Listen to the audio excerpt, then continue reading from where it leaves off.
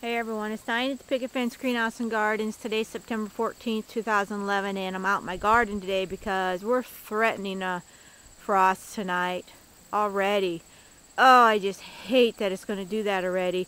We're on a hill here, so we might miss it, but it's supposed to get a low of 34. So I'm going to be out here today harvesting as much as I can. I mean, do you cover them or do you just let things take their course? I don't know. I mean, I could cover these with some sheets, but I don't know. But check these peppers out. Look at this. These are the bell peppers.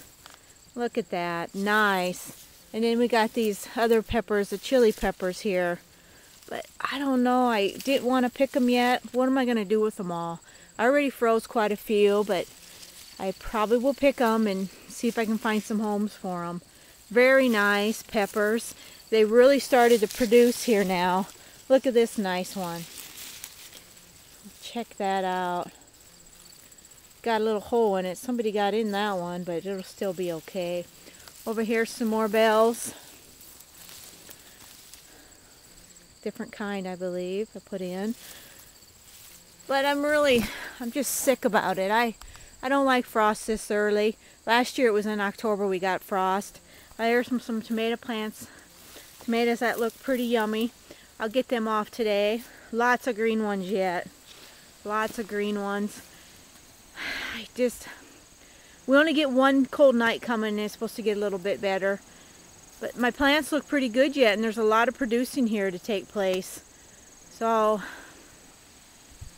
let's hope it works out okay and we don't get too much crazy cold tonight. My celery, I think they'll be able to handle the cold. I don't know about celery plants. What can you tell me about them? I thought these would produce big stalks. I don't see that. You know, they're producing some. Maybe it just takes a little bit longer.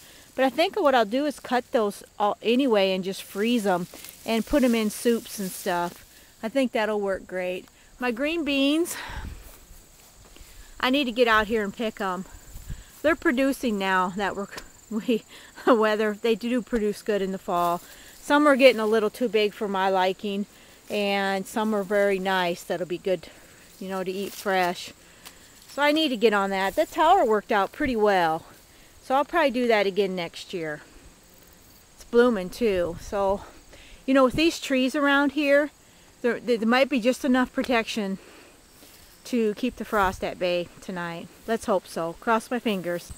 I am also going to be moving several of the tender plants that are in this little greenhouse. They're going to be going in my back patio in my house. That's where they'll stay for the winter. As you can see, I moved a lot of stuff out already. This was all succulents here, and now they're gone. Some of this stuff's just going to have to bite the dust. I can't save it all. Honestly, save way more than I should.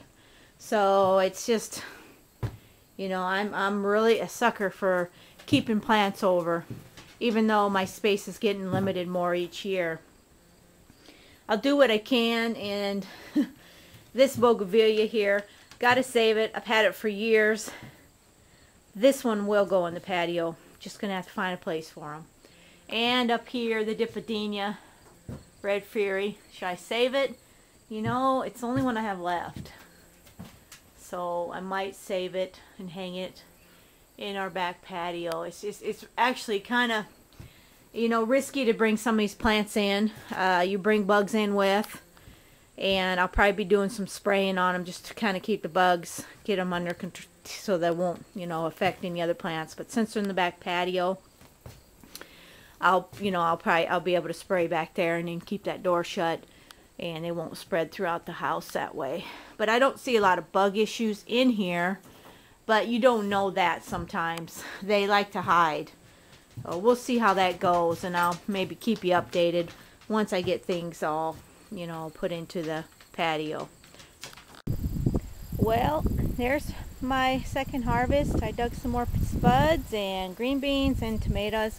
Not a lot. I have the grape tomatoes too, but it's enough for us too. I'm going to try to see if my mom and folks need some potatoes. Look at some of them guys in there. Look at this. I mean, my goodness. That guy's huge. It's wonderful.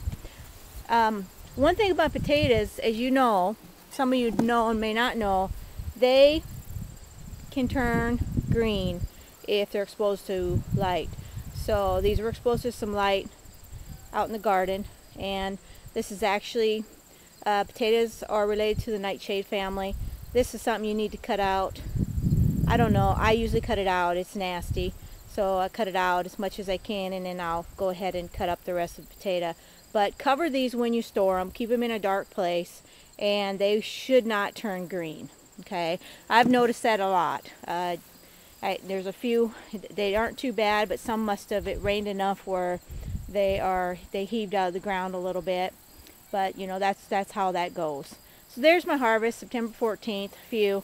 I might make some salsa or spaghetti sauce out of some of these. Otherwise, I just freeze them. It's a quick way to put them away. All right.